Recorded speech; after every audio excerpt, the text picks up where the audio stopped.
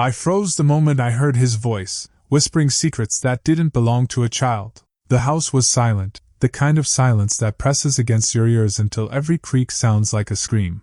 I was half asleep, curled under the blanket, when I first noticed it, my son, in the other room, murmuring. At first, it was soft, meaningless gibberish. Blue, the door, hide. I shrugged it off, thinking it was just a dream. But then the words sharpened, like knives slicing through my calm. Clear names, numbers, locations, words I hadn't spoken in years. My heart seized. The air felt heavy, almost sticky, and a cold draft from the cracked window brushed the back of my neck. My palms were damp, gripping the blanket as if it could anchor me to sanity. Every nerve screamed, this wasn't ordinary sleep talk. I tiptoed to the baby monitor, holding my breath. "Are you okay, buddy?" I whispered, even though I knew he wasn't awake. My son's murmurs didn't stop. "Mark, basement, don't tell, hiding." Each syllable clung to my ears, impossible to ignore. I felt my stomach twist. Mark, the name triggered something I tried to forget. The house suddenly felt colder, darker, though the night was quiet and still. I whispered again, trembling. "Who are you talking about?" No answer, just another whisper. "The man, the place, the money." I swallowed hard, forcing my voice to stay calm. "Hey, wake up if you can. Tell me what's happening." Nothing but murmurs, and then, clearer, deliberate. "Mark, secret, don't come, basement." My pulse raced. I crouched by the monitor, pressing my hand over my mouth to stop myself from screaming. I realized my mind was running in circles. Could he have overheard something? Was he repeating a nightmare he'd imagined? No, it wasn't imagination. My son couldn't have known those details, and yet he spoke them as if compelled, almost like he was telling me something urgent, warning me. Fear clawed at my chest. The thought that he might have witnessed something terrible, and that I hadn't known, sent a wave of panic crashing through me. Before I could process it, his next words made my blood run cold. "He's coming, basement, call, police." Every syllable from his mouth was a warning I couldn't ignore. The night felt thicker now, as if the darkness itself had weight. I sat on the edge of my bed, the blanket slipping from my shoulders, damp from nervous sweat. My son's murmurs continued through the monitor. "Mark, hidden, basement, don't tell." My fingers trembled, clutching a notepad and pen. I wrote furiously, trying to capture every word, every nuance. The smell of the night air seeped through the slightly cracked window, mingling with the metallic tang of fear in my mouth. Each breath I took was shallow and ragged, my chest tightening. I kept repeating the words aloud, hoping that saying them would make sense of the nonsense, but the fragments only deepened the horror. They were too precise, too deliberate for a child's imagination. My mind raced. How could he know those names? How could he speak about places I had never taken him, situations I had never explained? And yet he said them as though guided by some invisible hand, compelled to warn me, to protect me in a way I didn't understand. I wanted to shake him awake, to demand answers, but the voice in my head, rational and terrified, urged caution. What if waking him altered something, erased this fragile thread of truth I was grasping? "Buddy, hey, can you hear me?" I whispered, my voice low, trembling. "Don't. Mark, basement," came the fragmented reply, barely audible. "Mark? What do you mean?" I pressed, trying to steady myself. "Money, secret, hide." I froze, my mind spinning. The repetition of the name, Mark, was like a bell tolling in the silence. I could feel the weight of it pressing on my skull, pounding with a rhythm that matched my heartbeat. I whispered again, almost pleading. "Who is Mark, honey? Who are you talking about?" Silence answered me for a moment, then murmured again, slower, deliberate. "He's coming, basement, don't tell anyone." I could hear his soft breaths, uneven, and realized my son was not dreaming. He was relaying something he shouldn't know, a truth that had no place in the mind of a 6-year-old. The fear in me mingled with disbelief, each emotion layered on top of the other, suffocating. The floorboards groaned beneath my shifting weight, echoing through the still house. Outside, the wind rattled the loose shutters, a haunting accompaniment to the tremor in my hands. The faint smell of damp earth from the garden below made the air feel heavier, as though the world itself had pressed down on me. The monitor crackled intermittently, static filling the spaces between my son's words, making them feel sharper, more urgent. Every creak, every whisper, every hint of movement beyond the walls heightened my sense of dread. I leaned closer to the monitor, heart hammering, thoughts scattering in panic. Each word he spoke was a puzzle piece from a picture I wasn't ready to see. I scribbled notes frantically, trying to capture every fragment before it disappeared into sleep again. I couldn't tell if I was brave or just terrified beyond reason. Rationality fled. I was left only with terror, confusion, and a growing certainty. This wasn't innocent. Something dark had touched my son's world, and it was bleeding into mine. One name repeated over and over, Mark. The single word echoed in my mind like a warning bell. Someone, somewhere, had forced my son into silence before I even realized it. My hands shook as I whispered his name aloud, trembling at what I might discover next. I never imagined that a single phone call could turn my life upside down. My hands shook as I gripped the phone. The receiver felt heavier than it should, like the weight of what I was about to say had become physical. I could hear my own pulse in my ears, mingling with the faint hum of the refrigerator in the kitchen. My son's soft murmurs from the monitor bled into the room. Mark, basement, don't tell anyone. Each word stabbed at my chest like icy needles. I swallowed hard, my throat dry. How could I explain this? How could I make a stranger understand that my 6-year-old had unwittingly whispered secrets that could unravel a nightmare? My mind raced, conjuring worst-case scenarios. I pictured police officers bursting through the door, lights blinding me, questions thrown like stones. The house felt smaller suddenly, each shadow stretching longer, curling at the corners of the walls. The night air seeped through the cracked window, carrying the faint scent of damp earth and cut grass. It should have been calming, but instead it sharpened my panic. Every creak of the wooden floor sounded like someone pacing behind me. I pressed the receiver to my ear and dialed. The phone clicked, and then a calm, measured voice answered. 911, what's your emergency? The dispatcher asked, her voice steady and professional. I forced my voice to stay calm, though it quivered. I think my son, he overheard something. He's talking in his sleep, saying things he shouldn't know. Names, places, details about someone named Mark. There was a pause. I could hear her scribbling, the faint scratch of pen against paper over the line. Can you repeat that slowly?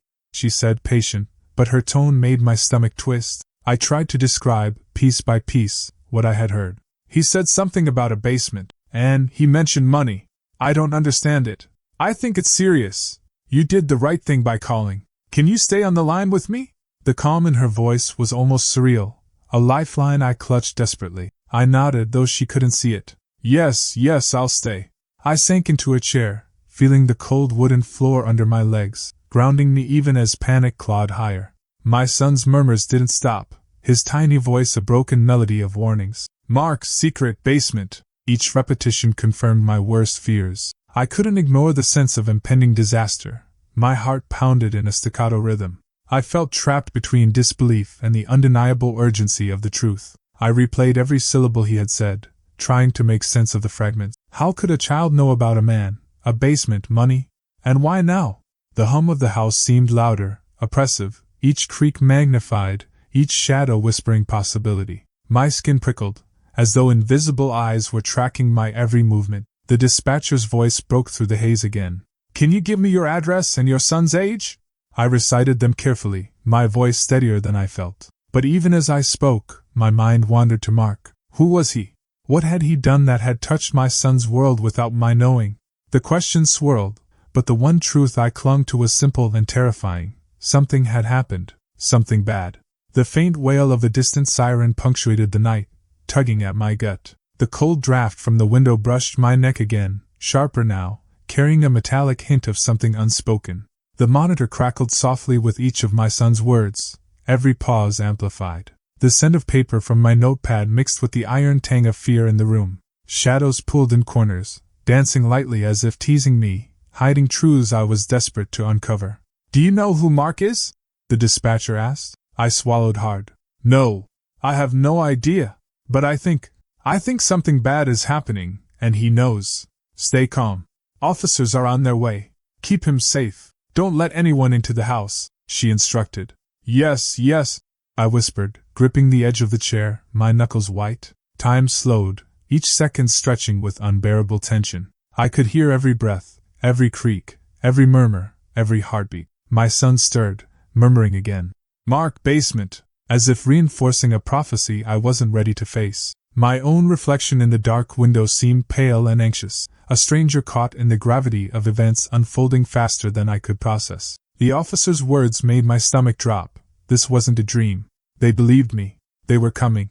And I had no idea what we would find. The things they told me made my hands shake uncontrollably. I followed the officer into the dimly lit back room of the precinct, my legs trembling like brittle twigs. The hum of fluorescent lights overhead made my skin crawl, each flicker exaggerating the shadows in the corners. My heart thudded violently in my chest, echoing with every step, each pulse a reminder of the urgency, the gravity, the terror I was about to confront. The names my son had whispered, once mere fragments in my half-conscious mind, now materialized into tangible threads connecting a web I hadn't wanted to see. The detective, mid-40s, calm but intense, gestured to a folder on the table. "These are some of the reports connected to what your son mentioned," he said. His voice was steady, professional, but I noticed the tightness around his eyes, the way his jaw flexed slightly, betraying concern he tried to hide. "We cross-referenced the names and locations. Some of these involve missing persons, suspicious activity, and of course, this Mark character." I swallowed hard. The folder felt like it weighed 100 pounds in my hands. I opened it slowly, afraid of what I would see first. The scent of paper and stale coffee hung in the air, heavy and unsettling. Each page I flipped revealed incidents I couldn't believe existed so close to home. There were reports of missing teenagers, complaints about hidden cash flows, secret transactions, and all somehow connected to Mark. "Are you sure this is real?" I whispered, voice cracking, staring at the screen print of addresses and names. "Completely," the detective replied. "Every detail has been verified. Your son, he didn't just hear nonsense. He repeated exact information we didn't expect him to know." I gripped the edge of the table, knuckles white. "But how? He's a child. He shouldn't know this. None of this makes sense. Sometimes kids pick up more than we realize," he said, voice softer now, almost empathetic. "But the important thing is that you acted immediately. That call might have saved lives." I exhaled shakily, trying to ground myself, but the icy fear gnawed at my stomach. How could someone so dangerous exist so close? Mark's name jumped off the papers like it had a pulse of its own, each letter dripping menace. The detective flipped the page, revealing cross-references linking Mark to multiple cases, some unsolved, others suspiciously closed. My palms grew clammy. I felt trapped in the cold, sterile air of the room, yet my mind raced faster than my body could react. The cold linoleum pressed against my trembling legs as I sank onto a chair, each chair leg squeaking in protest. The smell of bleach mixed with paper ink made me nauseous. Outside the window, rain began tapping against the glass lightly, a soft, relentless rhythm that mirrored my rising panic. My son's voice from earlier haunted me. "Mark, basement," each syllable now feeling like a forewarning of a storm I had no control over. Every creak in the building, every flicker of fluorescent light, heightened the suffocating tension around me. I kept flipping through the folder, my mind a whirl of disbelief, anger, and confusion. The idea that a man like Mark could operate under the radar, manipulating and hurting others, was unbearable. Each new revelation cut sharper than the last. How many had he hurt? How close had danger crept to my own family without me noticing? My chest tightened, every heartbeat echoing a warning. Fear morphed into anger. I needed to protect my son, needed answers, needed to see Mark stopped. Yet the rational side of me trembled, asking, was I ready for what I was about to learn? The detective leaned in, voice dropping. "There's more. We traced some recent activity to your neighborhood. Your son's words weren't just echoes of past events, they were happening now. Mark may still be active." I froze. "Active? Here? How is that possible?" "We're not sure, but we need to act quickly. We might be dealing with someone extremely careful, someone who covers tracks meticulously." I felt the air thicken, my breaths coming fast, shallow, desperate. I can't believe this. He's dangerous, isn't he?" "Yes," the detective admitted, grim. "And your call, it gave us the lead we needed." The room felt smaller, colder, as if the walls themselves were closing in. I wanted to scream, to cry, to shake my son for answers, but I couldn't. All I could do was sit there, staring at the reports, the numbers, the connections, my mind spinning. The cold air from the vent hit my neck, and I shivered, the hairs on my arms standing on end. Each fact made me more determined, more furious, yet the uncertainty was paralyzing. Then they showed me a photograph of Mark. I recognized him instantly. My stomach lurched, my hands went icy, and I realized that the nightmare my son had whispered about had a face I would never forget. I had heard rumors, but seeing him in the photo made my blood run cold. The photograph trembled in my hands, the glossy image reflecting the harsh fluorescent light of the precinct. Mark's smile was effortless, almost disarming, charming enough to make anyone believe in his innocence. But his eyes, they held a coldness that gnawed at me, a hidden cruelty I could feel even through paper. The metallic tang of fear filled my mouth, making it hard to swallow. I realized, in that instant, that my son's murmurs were not just random sleep talk, they were fragments of truth, cries for help whispered across the invisible line between childhood and danger. Every fiber of my being screamed that Mark was more than a story, more than a name, it was a presence. The shadows in the room seemed to stretch unnaturally, as if aware of the threat looming beyond these walls. My heartbeat became a frantic drum, echoing in my ears, drowning out the distant chatter of the officers around me. I felt exposed, vulnerable, as though just acknowledging his existence had drawn him nearer, closer to my family. The detective's voice pulled me back. Mark isn't just a criminal, he's meticulous. People underestimate him because he knows how to appear harmless. He leaned over the folder, tapping at the entries that listed offenses, warnings, and strange disappearances. Charming on the surface, but dangerous underneath. He leaves trails only when he wants to. Are you telling me he could be anywhere? I asked, my voice tight, trembling. Yes, the detective said softly, eyes not leaving the documents. He knows how to stay in the shadows. He's calculated. Nothing slips by unnoticed. I ran my hand over my face, feeling the cold sweat prickling my skin. And my son, his words? How could a child know so much? Children notice details adults overlook. Sometimes, what they see in passing is crucial. Your son remembers everything because something told him it mattered. I swallowed hard, trying to control the rising panic. And if Mark finds out we're looking? The detective's lips tightened. That's exactly why we move carefully. One wrong move and he knows.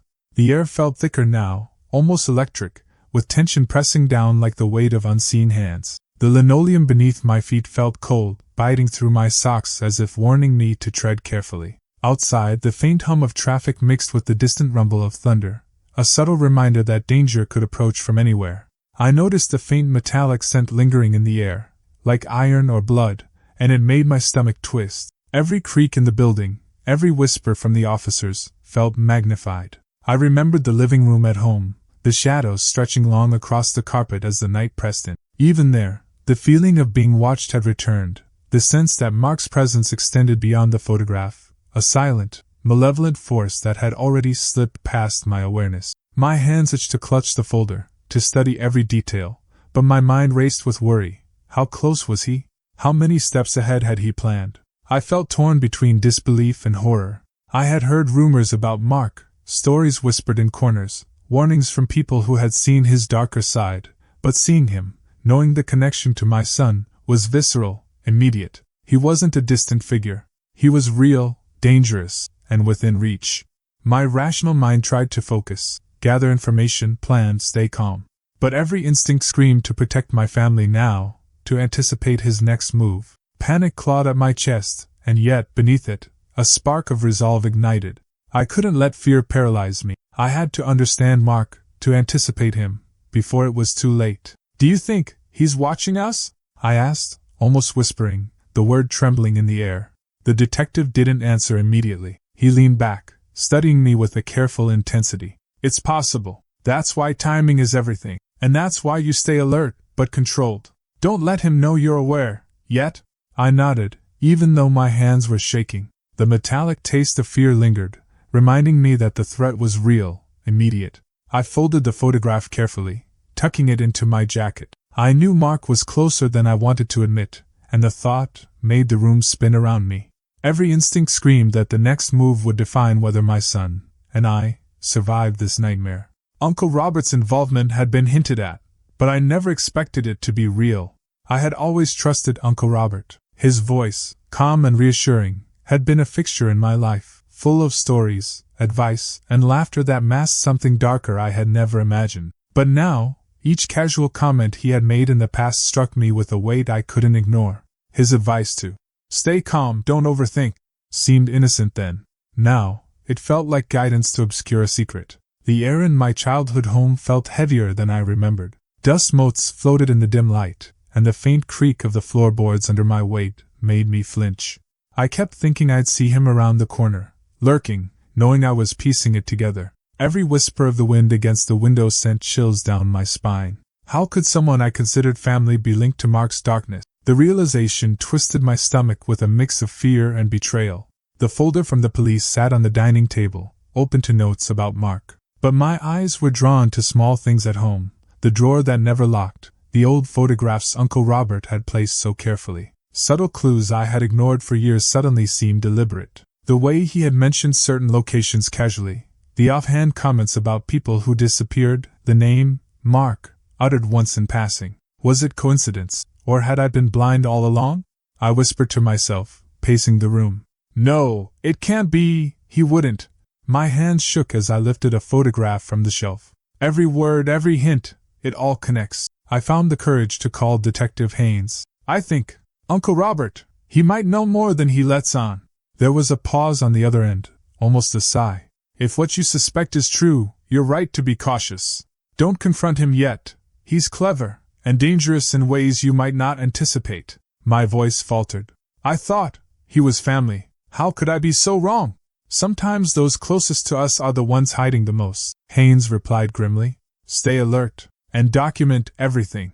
I tiptoed through the hallway, the soft carpet muffling my steps, yet the floorboards groaned in protest under my weight. The scent of old wood mixed with the faint mustiness of forgotten memories, creating an almost suffocating atmosphere. Light from the street lamps outside cast long, jagged shadows on the walls, making the corners of the house appear alive with secret movement. The air was still, yet each creak of the house whispered warnings. I could feel the tension coiling in my chest like a steel spring, my pulse thudding in my ears louder than anything else. I stopped in front of his old study desk, the one he always claimed was full of harmless paperwork and nostalgia. Something about it called to me. The drawer handles were worn, polished by years of careful handling, yet they beckoned with the promise of revelation. My fingers brushed the edges of the drawers, cold metal against warm skin, and I noticed one drawer slightly misaligned, almost imperceptibly. Fear and betrayal twisted inside me.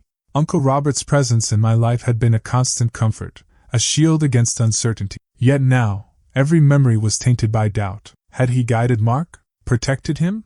Or worse, was he complicit in something I could barely comprehend? My rational mind screamed to stay calm, but instinct screamed louder. Investigate, uncover, survive. I had to know the truth before it was too late. I whispered, almost to myself, "This is it. I have to know." The house felt impossibly silent, as if it held its breath with me. The wind rattled the window panes, punctuating the anticipation. I muttered under my breath, "Uncle Robert, what have you done?" My heart pounded as I pulled the slightly misaligned drawer open. Among old papers, receipts, and faded photographs, a single envelope lay hidden, yellowed with age. My hands trembled as I lifted it. The letter inside had my name on it, written in Uncle Robert's unmistakable script. And in that moment I knew the truth awaiting me would change everything. I became obsessed, digging into secrets that could destroy lives. "I can't believe what I'm seeing," I whispered to myself, pacing across the room. My laptop's glow painted the walls in flickering shades of urgency. "Mark, what have you done?" My phone buzzed with a message. I jumped. It was Detective Haynes. "Be careful.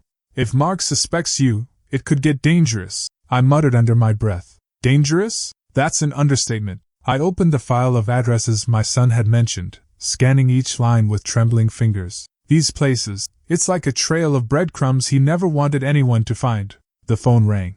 I answered immediately. "Hello? Haynes." The detective's voice was low. "I've cross-referenced what you found. You're on the right track, but tread carefully. Someone's keeping an eye on these locations." "I know," I said, my voice tight. "I've been looking at the patterns. Mark moves in circles I never imagined. Warehouses, abandoned buildings, private docks. It's like he's always one step ahead." There was a pause. "Don't go there alone," Haynes warned. "If he senses you're close, he'll vanish, or worse." "I can't just wait," I replied, frustration seeping into my tone. "I need answers. I need to understand why he's done this, why he hurt so many." The line went silent for a moment. Then, "Keep detailed notes, and trust no one." I hung up, my hands trembling, and muttered to the empty room. "No one, not even Uncle Robert, apparently." I returned to the laptop. Each click of the mouse echoed like gunshots in the quiet night. Candlelight flickered across the walls, casting my anxious reflection onto the floor. The smell of wet pavement seeped in from the open window, mingling with the scent of old paper, and I shivered. I spoke aloud, partly to focus, partly to convince myself I wasn't losing it. Look here, these timestamps, these locations, someone's leaving a trail, but why? My son's words echoed in my mind. He's watching. I know he's watching, I whispered, pressing the spacebar to scroll faster. And I need to catch him before it's too late. A soft creak behind me made my heart leap. It's nothing, just the house settling, I said, though my voice wavered. I opened an old notebook, jotting down every detail, dates, addresses, names, connections. If Mark's this meticulous, I muttered, I need to be twice as careful. I paused, rubbing my temples. But how? Every time I think I'm close, it feels like he's one step ahead. One move, one whisper, and I'm exposed. The wind rattled the window pane. I leaned closer, whispering, I can't let fear stop me. I won't. Suddenly, a message popped on my screen from an unknown number. Stop digging, or you'll regret it. I froze, the metallic taste of panic rising in my mouth. He knows, I whispered, my voice trembling. He knows someone is onto him, and it's me. I stood, pacing, talking aloud to process the fear. But I can't stop. I won't. Not now. Too many lives, too many secrets. I need answers. I grabbed my jacket. If he's watching, I need to stay unpredictable. I can't stay in one place too long. Another message appeared. We're closer than you think. I dropped my phone onto the table, heart hammering. They're watching me, I said, voice barely audible. Every move, every breath. I whispered to myself, trying to steady my racing mind. Okay, think, plan. Every step counts. I returned to the notebook, reviewing each location again, tracing paths with my finger. This one, then this one, it fits. There's a pattern.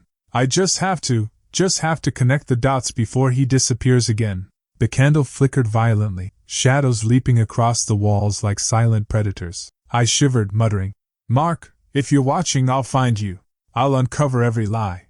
And then I realized something.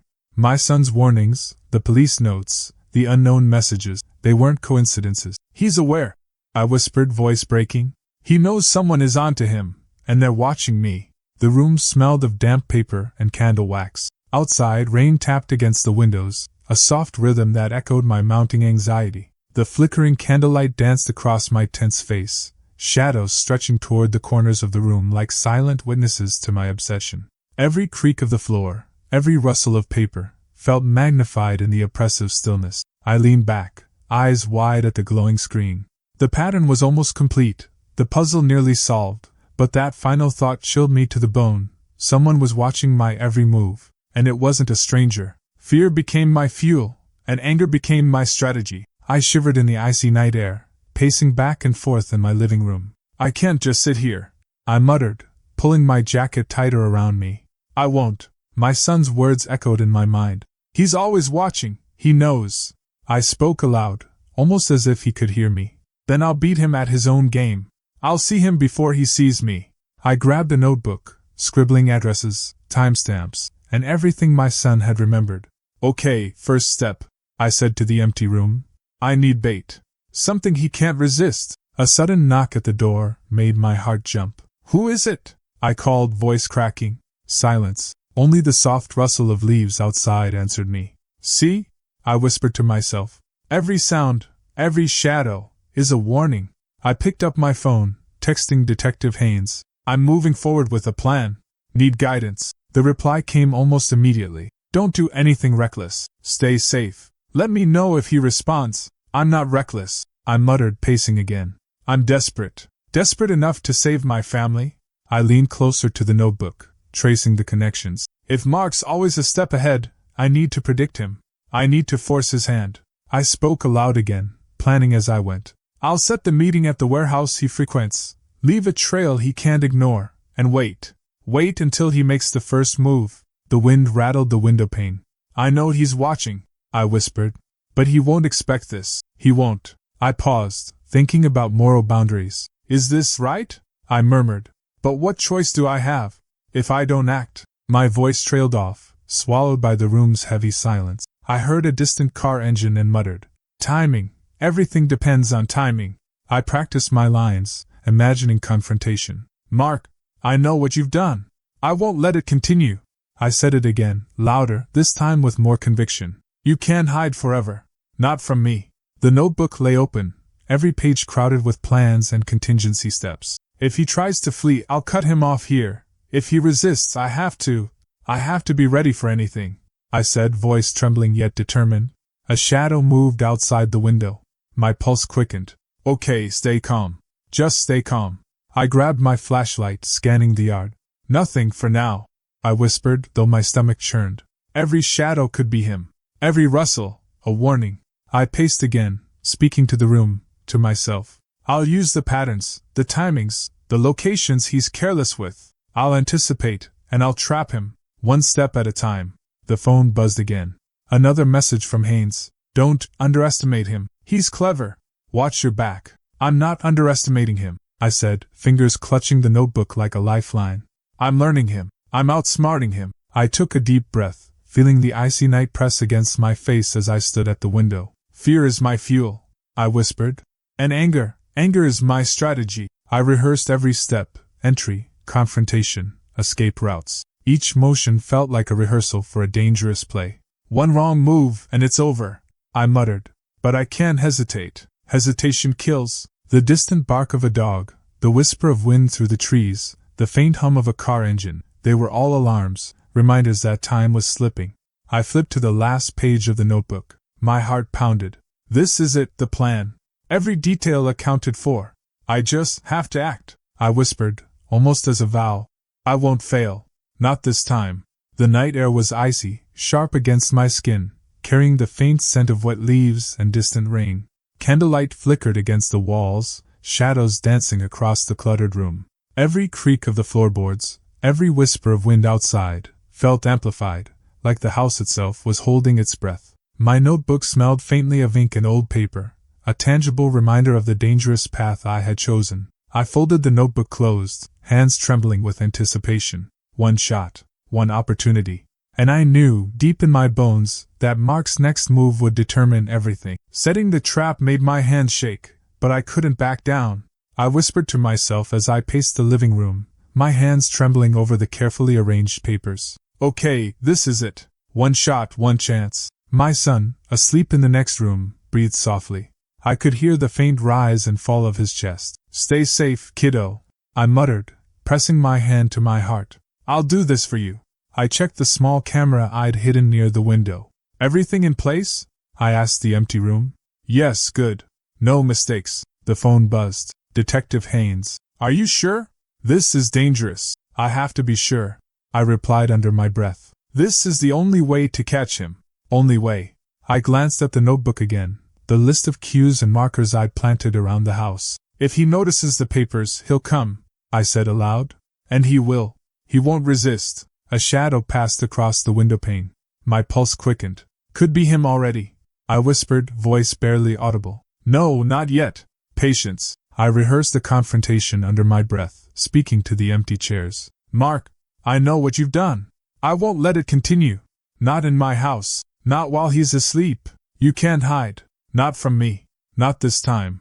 The wind rattled the window frame. I flinched. Every sound, every shadow. He could be here any second, I muttered. I crouched near the front door, whispering into the night. Come on, Mark. Just follow the trail. My fingers trembled over the edge of the desk. You'll take the bait, and I'll see everything. The police had a station set up a few streets away. I called Haynes quietly. Everything is ready. Just keep eyes on the street. I'll signal if he bites. Understood. Don't do anything stupid, came the reply. I'm not stupid, I muttered, pacing again. I'm prepared. He thinks he's clever. Let's see how clever he is now. I placed a small note on the kitchen counter, a subtle but enticing clue Mark couldn't ignore. If he's smart, he'll come here tonight. If he's arrogant, he'll walk right into it, I whispered. Every creak of the floorboards, every rustle of the leaves outside, made me flinch. Yes, that's it. Every whisper of wind, a warning. I feel it. I rehearsed aloud again, imagining Mark's smug face. You thought you could hide. You thought I wouldn't notice. But I do. I always notice. The air smelled faintly of wet concrete and the lingering scent of burnt candles. I breathed it in, steadying myself. This is it. You can do this. You have to. I spoke to the house, almost as if it were an accomplice. Everything is in place. Cameras, bait, routes. Just come. My son stirred in his sleep. It's okay, I've got this, I whispered softly. I promise. Nothing will touch you. I practiced the final line, over and over, voice low and steady. Mark, I warned you. This is your only chance. You step 1 foot wrong. My voice trailed into the silence, heavy with threat. Another shadow flickered outside. I froze, heartbeat loud in my ears. Patience, patience, I whispered. Let him make the first move. The clock ticked slowly, every second stretching into eternity. Come on, I muttered. Come on. I adjusted the last pieces of the setup. A chair tilted just slightly, the notes visible but subtle, the camera angled to catch his every movement. Perfect. Everything perfect. I whispered again, almost as if to reassure myself. Fear, fuel. Anger, strategy. You've got this. Shadows stretched long across the quiet house, the flicker of a single candle casting trembling light against the walls. The air smelled faintly of damp pavement and old paper. The soft rustling of leaves outside sounded amplified in the night's stillness. Each creak of the floorboards felt like a countdown, each distant car a potential warning. My hands tingled from the cold, and sweat prickled my back, a strange mix of fear and focus sharpening every sense. I crouched low, breath held, notebook clutched tightly, and then, the unmistakable roar of an engine cut through the night. My blood ran cold. I heard his car approaching. Everything unraveled faster than I imagined. I felt my pulse hammer in my ears as the engine of Mark's car faded into the driveway. It's now or never, I whispered, gripping my son's hand tightly. He looked up at me, sleepy-eyed but trusting. Mom, what's happening? Nothing to worry about, sweetie. Just a little test, I whispered, forcing calm into my tone. My stomach churned. Stay behind me, okay? The front door creaked as Mark stepped in. His eyes flickered over the notes, the subtle traps I'd set. A slow, cruel smile curled on his lips. Well, looks like someone's been busy, he drawled, pacing slightly, hands twitching with nervous energy. Mark, I said, voice low but steady. We know. All of it. Every lie. Every move you thought was hidden. He laughed, a hollow, dangerous sound. You think you can prove anything? You think you can stop me? I already have.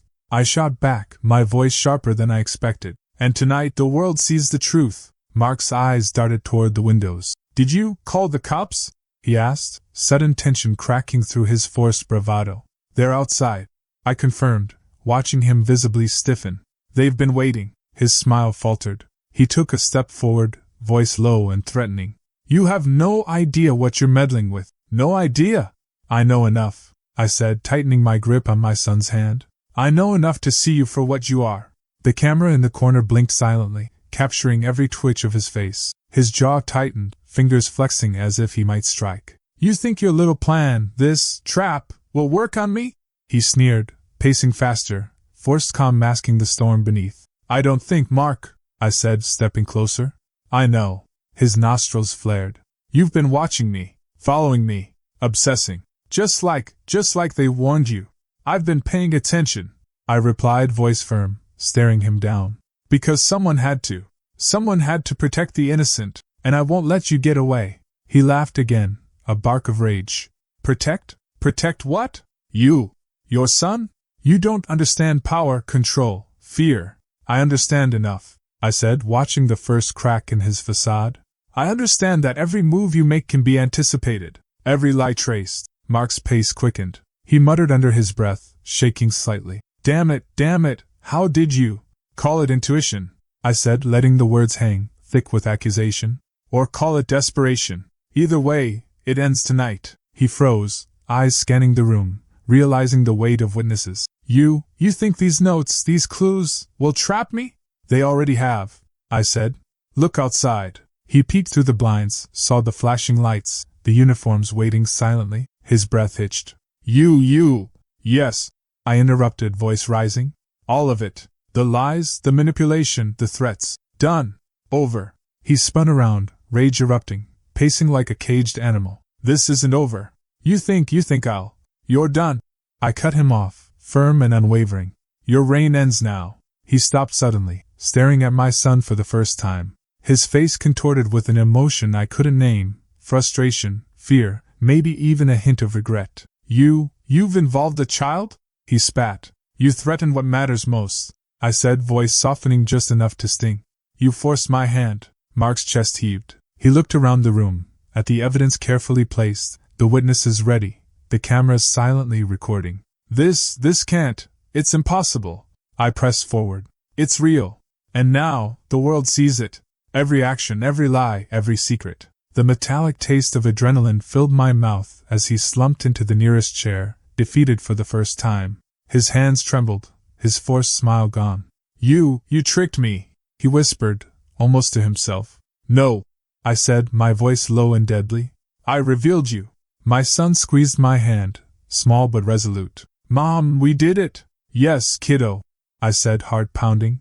We did it. Mark's eyes flickered toward the camera, realizing the permanence of the moment. This isn't over, he muttered, a shiver of menace still lingering despite his defeat. Shh, I said, tightening my grip on my son's hand. It is over, for tonight. City lights blurred through the windows, reflecting in the sweat on Mark's forehead and the tears threatening my son's lashes. The metallic tang of adrenaline lingered on my tongue, and the soft hum of the police radios outside punctuated every tense pause. The air smelled faintly of damp asphalt, candle wax, and fear. Shadows flickered across the walls, echoing the collapse of Mark's carefully constructed facade. Each creak of the floorboards felt louder than it was, a drumbeat of truth crashing into lies. Mark slumped in the chair, humiliation written across every line of his face, but even in defeat, a shadow of threat lingered, cold and unyielding.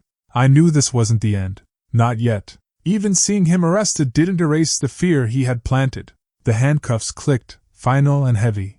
Mark's head hung low, but the tension in his shoulders screamed defiance. The officers led him past my door, their radios crackling softly. My son peeked around my leg, eyes wide. Mom, is he gone? For now, I said, voice trembling slightly despite the relief. He's going to pay for what he did.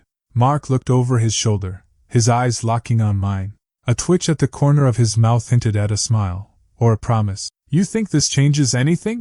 He muttered, low enough that only I could hear. I think justice is being served, I replied, voice steady. Finally, he laughed quietly, the sound like gravel sliding over stone. Justice, or revenge? You're not the same. Not really. You've changed. I've protected my family. I shot back, gripping my son's hand.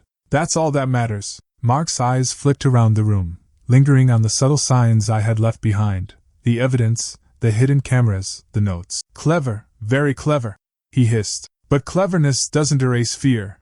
It doesn't erase what's already inside. I'm aware, I admitted, feeling the weight of every sleepless night, every moment of paranoia. And I'll live with that. But at least I stopped you from hurting anyone else. A small smirk tugged at his lips. You think it's over? You think this is the end? It's the beginning of the end, for you, I replied firmly. He shook his head slowly, pacing in the back of the squad car. You'll see.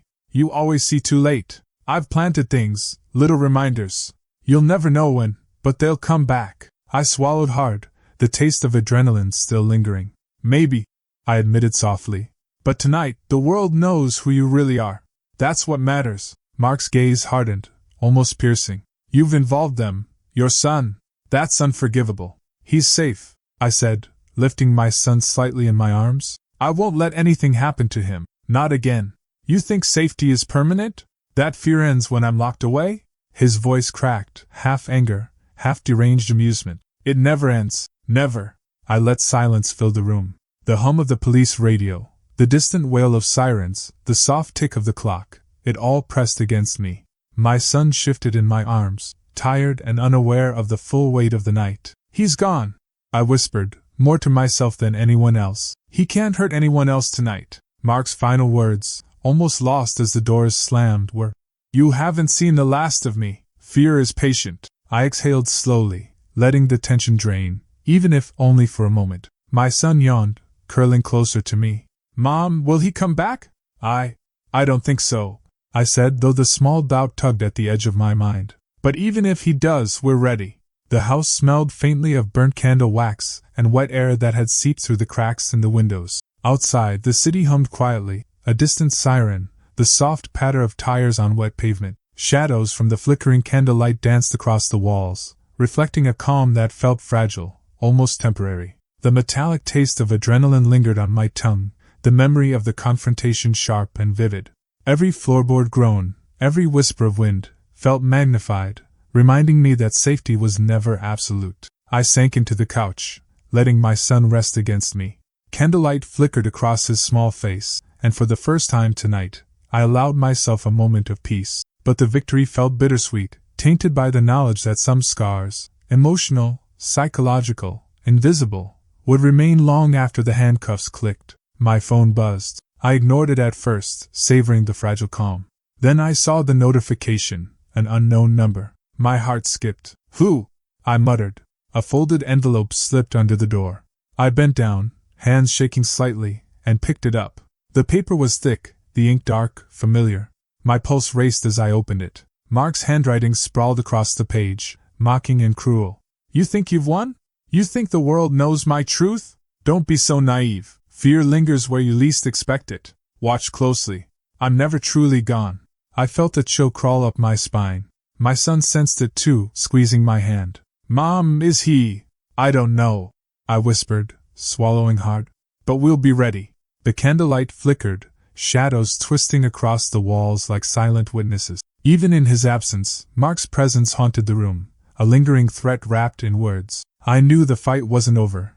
Perhaps it never would be. But for now, justice had its moment. Truly dies, and that some battles are only paused, never finished. Even in quiet moments, my mind replayed the nightmare. The morning sun spilled through the kitchen window, catching the crumbs of a half-eaten cookie on the counter. My son hummed softly, pouring milk into his cereal. Mom, can we play later? Of course, sweetheart, I said, forcing a smile. But inside, my chest still ached, tight with the memory of Mark's eyes, his threats, his laughter. He tilted his head, sensing my tension. You're quiet. I'm thinking, I replied, brushing crumbs from the table. About everything. You don't have to think about him anymore, my son said, voice small but firm. He's gone. Gone for now, I admitted softly, watching him tie his shoes. But some things stay with you. I poured coffee and breathed in the rich aroma, letting it anchor me to this fragile calm. Every creak of the floorboard, every wind gust against the window, felt like a reminder that vigilance was never optional. Mom, he whispered, peering into my eyes. Are you scared?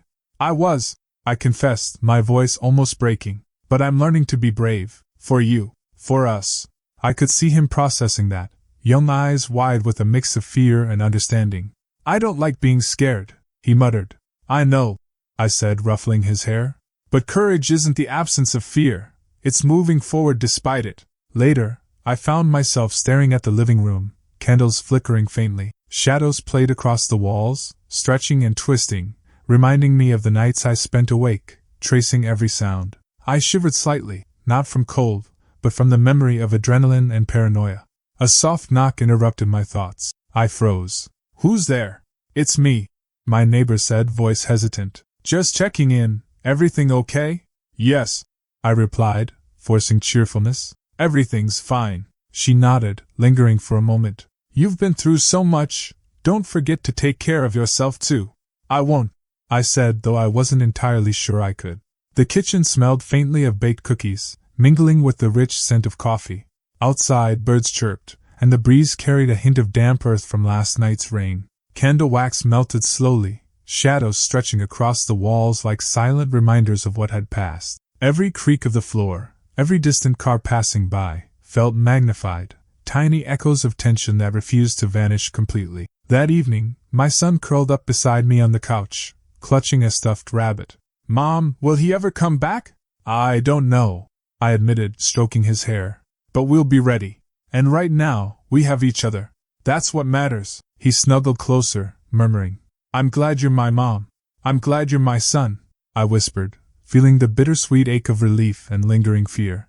You remind me why I fought. I glanced at the table, where Mark's letter had been folded neatly. The last line gnawed at me, words dripping with menace. This story isn't over. I'm patient. I folded it again and tucked it into a drawer. Its threat was contained for now, but not forgotten. The candle flickered as if in agreement, shadows twisting across the walls, mirroring the duality of peace and vigilance in my heart. I realized that recovery wouldn't be sudden. Healing would be gradual, punctuated by moments of joy, laughter, and ordinary life, but always with a pulse of alertness beneath it. I want to bake cookies, my son said suddenly, eyes sparkling. Can we do that tomorrow? Yes, I said, smiling genuinely this time. Tomorrow we bake, together. Even as I imagined the flour dusting our hands, the warmth of the oven, and the sound of his laughter echoing through the house, the letter's final line lingered in my mind. Some scars fade, some fear remains, and some stories are only paused, never finished. Yet the letter's final line promised this story wasn't over, a reminder that even in peace, vigilance was the price of survival. I had thought it was over, but some darkness never leaves. The envelope was unassuming, plain white, edges slightly crumpled, but the weight it carried made my hands tremble. I froze for a moment, staring at it as if it might vanish if I didn't dare to open it. The memory of Mark's eyes, wide with rage and humiliation, flared in my mind. My stomach twisted, adrenaline rushing like icy water through my veins. I slid the letter out and unfolded it slowly, almost ritualistically. The handwriting was unmistakable, deliberate, cruel, taunting. Each word seemed to crawl across the page, leaving a residue of unease. You think this is the end, don't you? You think a few handcuffs and a courtroom can contain me. You've won battles, but not the war. I know every shadow in your house, every laugh of your precious boy that keeps you awake at night. Remember that night in the kitchen? I never forgot.